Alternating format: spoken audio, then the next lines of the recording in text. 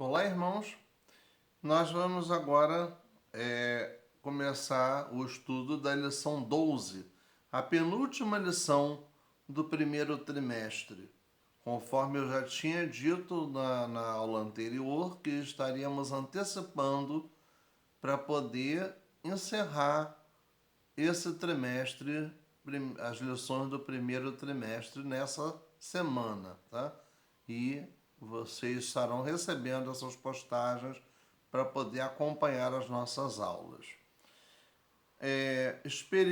O risco da depressão por conta das tribulações. Lição 12. São as experiências de Paulo, quando as inevitáveis adversidades nos ameaçam derrubar. Bem, nós temos como texto base a segunda carta aos Coríntios, capítulo 4. Na revista está mostrando o versículo 6, mas na verdade nós estaremos fazendo a leitura de 1 a 15, que nos diz o seguinte: Jesus Cristo é o único assunto, o ministério de Paulo. Pelo que, tendo este ministério, segundo a misericórdia que nos foi feita, não desfalecemos, antes rejeitamos as coisas que por vergonha se ocultam, não andando com astúcia, nem falsificando a palavra de Deus. E assim nos recomendamos à consciência de todo o homem, na presença de Deus, pela manifestação da verdade. Mas se ainda o nosso evangelho está encoberto, para os que se perdem está encoberto, nos quais o Deus deste século cegou os entendimentos dos incrédulos, para que lhes não resplandeça a luz do evangelho da glória de Cristo, que é a imagem de Deus. Porque nós não nos pregamos a nós mesmos, nem mais a Cristo Jesus, o Senhor. E nós mesmos somos vossos servos, por amor de Jesus. Porque Deus, que disse que das trevas resplandecesse a luz, é quem resplandeceu em nossos corações, para a iluminação do conhecimento da glória de Deus na face de Jesus Cristo.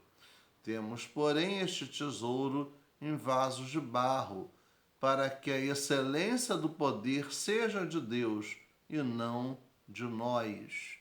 De Deus e não de nós. A glória é de Deus.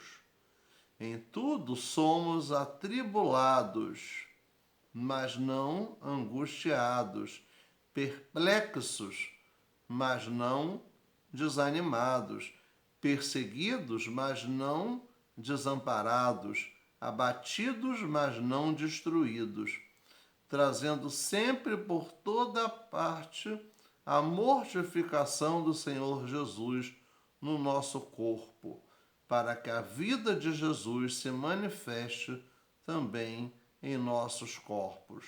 E assim nós, que vivemos, estamos sempre entregues à morte por amor de Jesus, para que a vida de Jesus se manifeste também em a nossa carne mortal.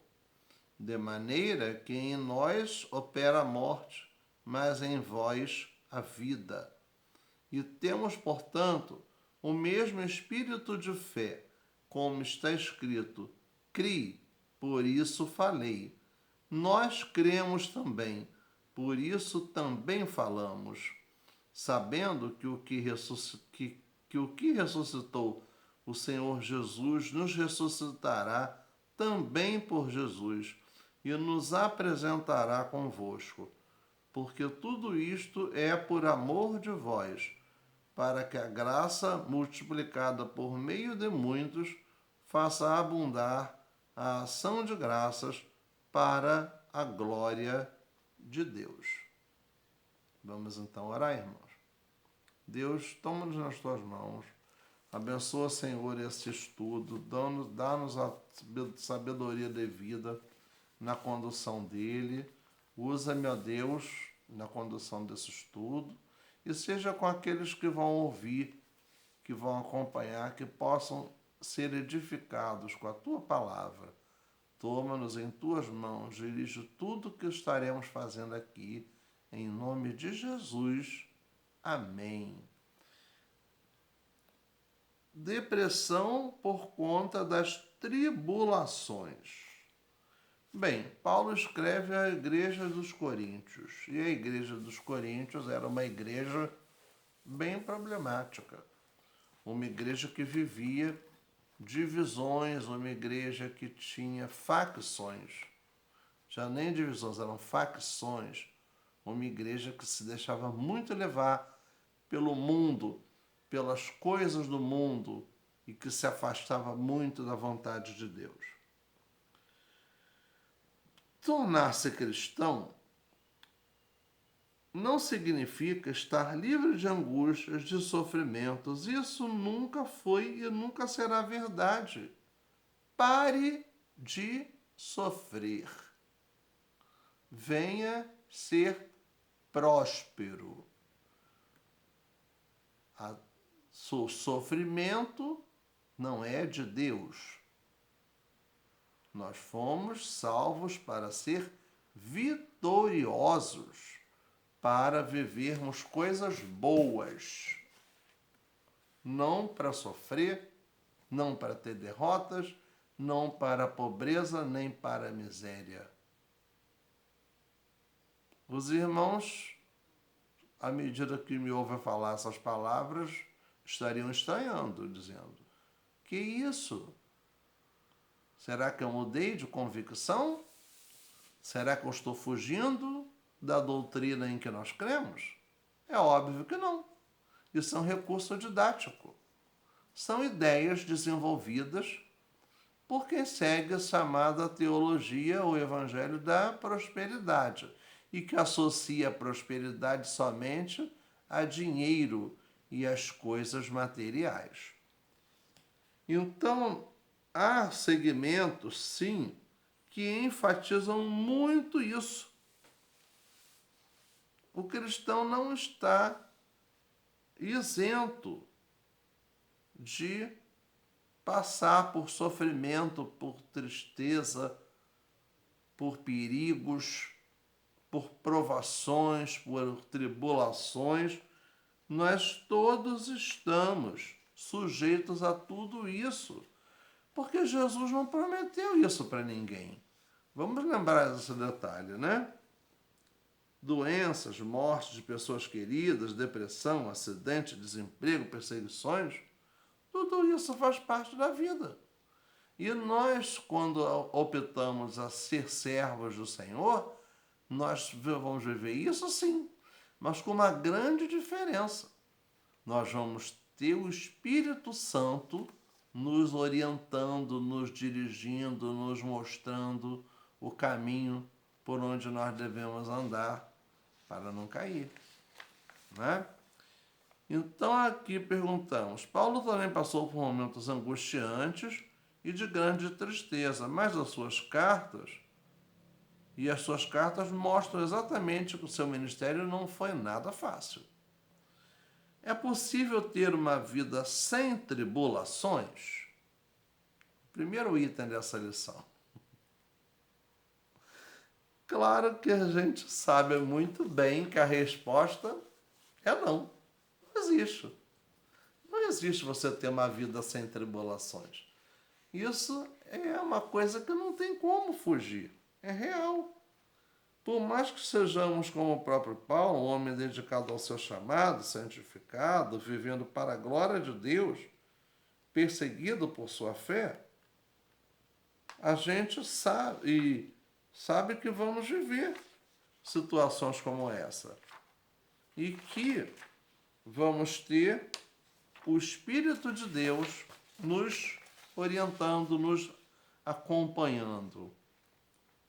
O Evangelho foi levado por ele a muitos países, a milhares de pessoas no mundo de então. Chegou a todo mundo da época de Jesus a pregação do Evangelho. Mas nós não estamos livres de aflições, tribulações, de doenças, de problemas, de perdas. Paulo sabia disso. Por isso não o vemos reclamando das suas adversidades, muito menos o vemos prometendo aos outros uma vida de tristeza, tempestade ou angústia. Porque no popular, quando a gente serve a Jesus, nós estamos praticamente remando contra a maré. Nós estamos vivendo contra as hostes malignas que estão presentes no mundo. Paulo pregou a verdade e isso lhe trouxe muitos problemas, porque ele pregou aquilo que precisava ser dito, não aquilo que as pessoas queriam ouvir. Entre ouvir o que agrada os ouvidos e ouvir aquilo que é necessário, não resta dúvida. Todo mundo vai querer ouvir aquilo que é agradável, não aquilo que ele condena, não aquilo que mostra as suas falhas, os seus defeitos e a necessidade de que haja mudança, de que haja arrependimento. Em sua segunda carta aos Coríntios, Paulo afirma que em sua caminhada neste mundo passou por muitas tribulações e provações. Mas o que ele disse? Em tudo somos atribulados, porém não angustiados, perplexos, porém não desanimados, perseguidos, mas não desamparados, abatidos, porém não destruídos, levando sempre no corpo o morrer de Jesus, para que também a sua vida se manifeste em nosso corpo. Tá? A vida que veio a partir da morte e da ressurreição. Precisamos fazer este destaque do texto. Em tudo somos atribulados. A palavra que o apóstolo Paulo usa no grego é tribou, que significa sofrer duramente, ser posto em grande prova.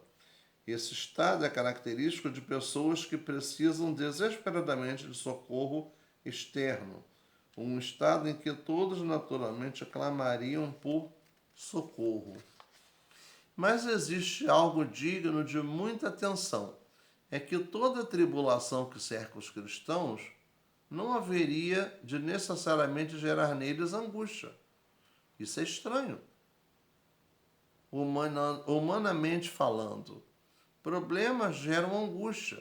Como as tribulações sofridas pelos cristãos não gerariam angústia em suas almas?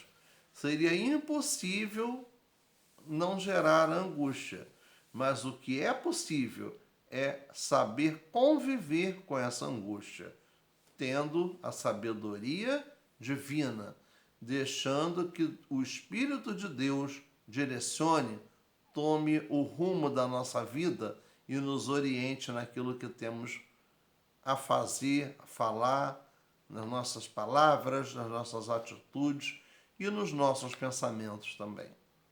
Que vem daí do nosso pensamento até se externalizar com palavras e com atitudes. Paulo faz distinção, portanto, entre tribulação e angústia. Tribulação e angústia. Então aqui a gente vê situações diferentes. Ele não está tratando aqui do nível de angústia que é natural a todos os seres humanos em situações imediatas. As angústias são problemas que se passam, problemas humanos, que nos deixam tristes, nos deixam preocupados, né? Que tiram ou tentam tirar a nossa alegria. Então a gente vê aí que quando recebemos uma notícia triste, naturalmente somos tomados por ansiedade e angústia. ficamos irrequietos e angustiados, com o coração triste, né, daquela situação que nos levou a ficar angustiados. Isso é natural e não é pecaminoso, isso é uma reação do ser humano. Isso é natural, não é pecaminoso. Deus nos fez assim. Isso vale quando ficamos sabendo de algo que nos sucederá no futuro e que não temos controle nem domínio. Em tais situações, somos naturalmente tomados por ansiedade e angústia. Só que a ansiedade é uma coisa que faz com que a gente fique toda hora pensando naquele problema, que acelera o estado de angústia. A ansiedade leva à angústia, principalmente quando não se consegue fazer aquilo que gostaria de ter sido feito, quando não se concretizam os planos. A grande questão é que essa ansiedade não pode ser duradoura. Quando estamos bem e temos comunhão com o Espírito Santo de Deus, passados os momentos iniciais, ela é retirada de nós. Ela deixa de fazer parte da nossa vida. Nossas mentes e almas são tomadas por uma paz que ninguém compreende e nem é capaz de explicar. Essa paz vem de Deus e guarda o ser humano de pecar e adoecer em consequência da ansiedade ou da angústia. Não resta dúvida de que a gente precisa estar se policiando, né? Para não deixar que a depressão, que a ansiedade venha aumentar aquela angústia. E mesmo assim, se não tiver tendo angústia, a gente tem que orar, a gente tem que buscar o Senhor, pedir para que o Senhor tire isso da nossa vida, que nos faça tocar para frente, olhar para frente, pensar para frente, ver que a nossa vida tem que ser conduzida. O passado aconteceu, tudo bem, o passado não é para ser vivido sendo lembrado o tempo inteiro, né? Não resta dúvida dessa situação. Paulo recorda acerca dessa paz, um sentimento que esteve presente na vida dele em muitos momentos. Mesmo ciente da presença de tribulações em sua vida, Paulo deixa claro que nunca se sentiu destruído, desanimado ou desamparado, porque Paulo se via como um ser humano. Ele chega a se comparar a um vaso de barro, cheio de imperfeições e de rachaduras por conta dos tombos da vida. Ele nos conta de como esse vaso era cheio de um tesouro. Deus era o tesouro que enchia a sua vida. E isso fez com que Paulo não se sentisse desamparado nem desanimado em meio àquelas provações em que ele viveu. No início, da segunda carta, ele nos fala de um momento de grande sofrimento e da lição que esse episódio trouxe. Ele chega ao ponto de se desesperar, porque não queremos, irmãos, que ignoreis a natureza da tribulação que nos sobreveio na Ásia, porquanto foi acima das nossas forças, a ponto de desesperarmos até da própria vida. Contudo, já em nós mesmos tivemos a sentença de morte, para que não confiemos em nós, e sim no Deus que ressuscita os mortos. Ela é muito mal compreendida, essa passagem bíblica, pois estes versos têm servido de base a muitas pessoas que sustentam a ideia de que o apóstolo Paulo chegou ao ponto de entirar a própria vida para acabar com seu sofrimento, como outros líderes também viveram.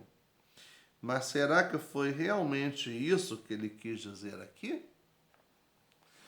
Precisamos lembrar que Paulo não foi o único servo do Senhor a passar por situações assim, que são descritas tanto no Antigo quanto no Novo Testamento.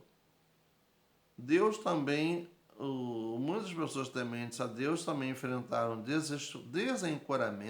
desencorajamento e desespero, mas conheceram o outro lado do desespero, a paz que só vem do nosso Deus, aquela paz que ninguém pode nos dar, aquela paz que não é comprada, aquela paz que é gratuita, que vem pela graça do nosso Deus. O significado da palavra desespero que o apóstolo usa no texto é estar totalmente perdido, estar totalmente desprovido de recursos, renunciar a toda esperança, estar em grande desespero. Era assim que Paulo se sentia. Isso era muito comum em sua caminhada.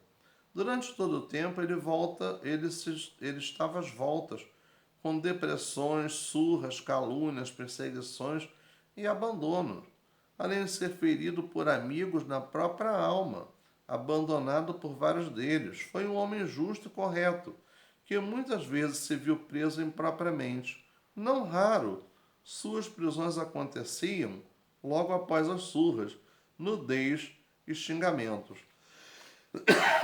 Tudo isso porque ele estava fazendo a vontade de Deus, ou seja, ele estava ali preso, sendo torturado, sendo humilhado.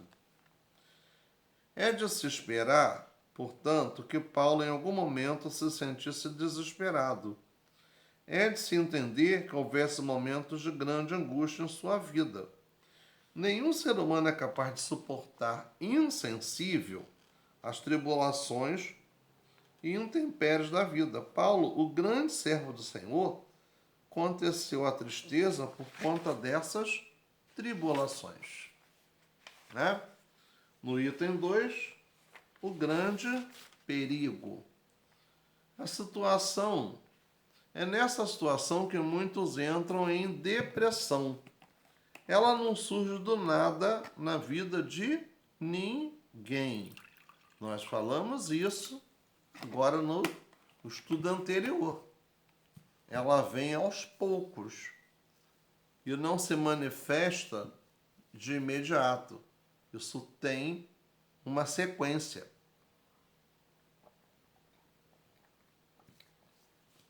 Que se não for tratada, se torna um problema muito sério.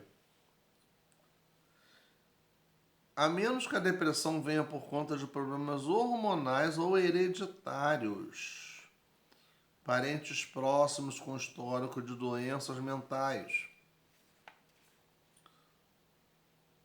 tá? E por situações que a mulher vive, a depressão pós-parto, a depressão dos períodos de tensão pré-menstrual, são coisas orgânicas, hormonais diretamente, e outras que já vêm de família, né? Essa tendência a problemas de saúde mental. Bem, curiosamente, nem sempre a pessoa é capaz de reconhecer o que deu início à depressão. Não consegue descobrir como aconteceu isso.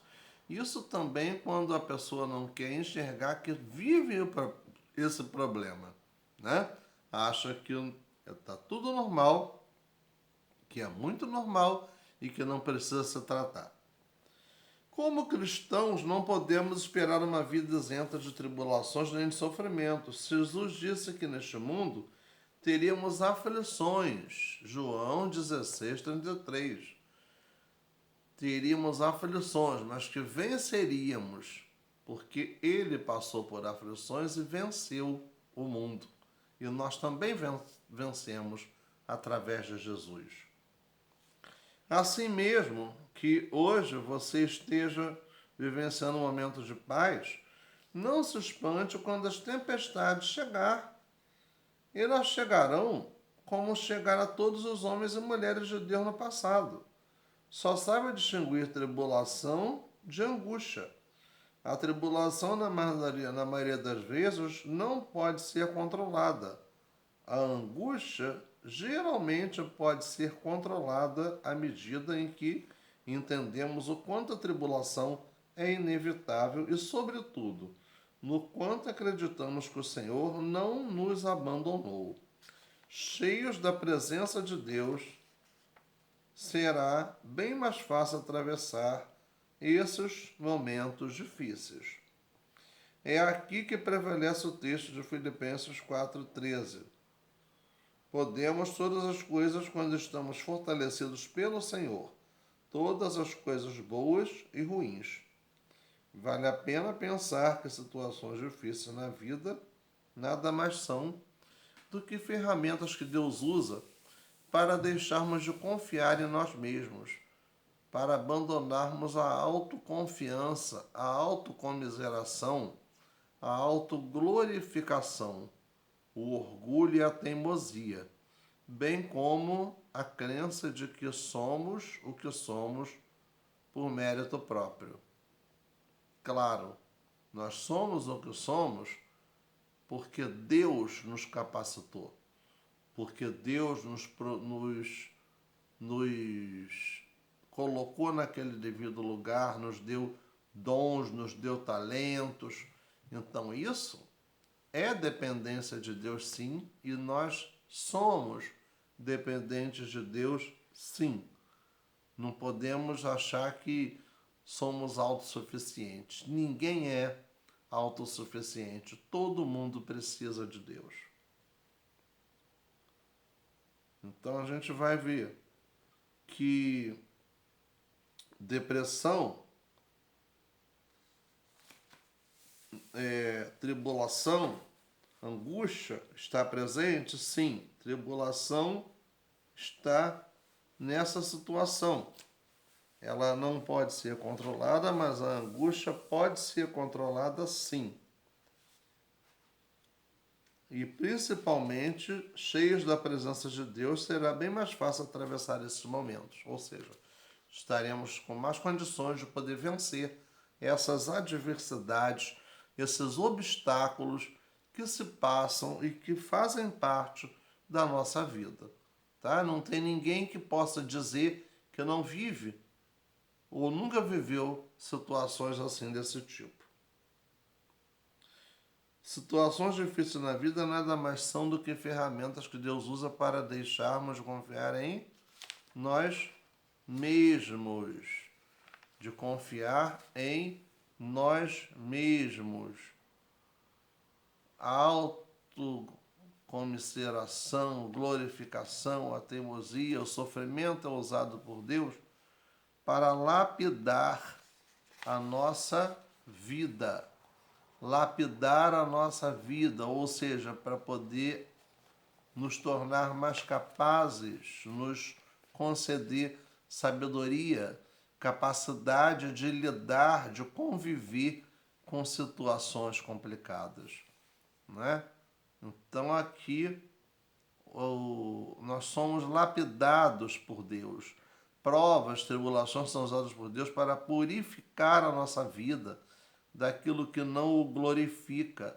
E isso encontramos nas palavras do próprio apóstolo, quando diz: portanto, já em nós mesmos tínhamos a sentença de morte, para que não confiássemos em nós, mas em Deus, que ressuscita os mortos. Como a fé em Deus pode nos ajudar nas inevitáveis tribulações? É uma pergunta, é uma situação para ser refletida, para ser pensada, para cada um poder fazer uma autoanálise, uma introspecção e a partir daí começar a pensar como a sua vida cristã está sendo conduzida, como você está reagindo às situações, à angústia, às tribulações. O que isso tem produzido na sua vida? Isso está te fortalecendo ou está te enfraquecendo? É necessário que isso seja levado em conta, tá? Porque Deus está conosco e Deus é um Deus de segurança. Podemos dizer, irmãos, vivo feliz, pois sou de Jesus e já desfruto as bênçãos da luz. Sou por Jesus herdeiro de Deus, Ele me leva à glória dos céus. Canta minha alma, canta ao Senhor, rende-lhe sempre ardente louvor. Canta minha alma, canta ao Senhor, rende-lhe sempre ardente louvor. Deus querido, muito obrigado por esse estudo. Seja com a nossa vida. Toma-nos nas tuas mãos, Senhor. Dá-nos, ó Deus, a cada dia forças para que as angústias não tomem conta do nosso viver, para que possamos viver numa comunhão completa contigo, Senhor, não fazendo, ó Deus, coisas que te aborreça, que te tristeça. Toma, ó Deus, nossos irmãos que precisam da tua bênção, da tua direção. Ministrar cura a todos aqueles que têm a necessidade dessa ministração da cura, meu Deus. Toma-nos nas tuas mãos, ó Pai. Toma a vida da Jália, toma a sua família, toma cada irmão da nossa classe, ó Deus, dos nossos familiares, nossa igreja. Abençoa-nos grandemente, ó Deus, em nome de Jesus. Amém.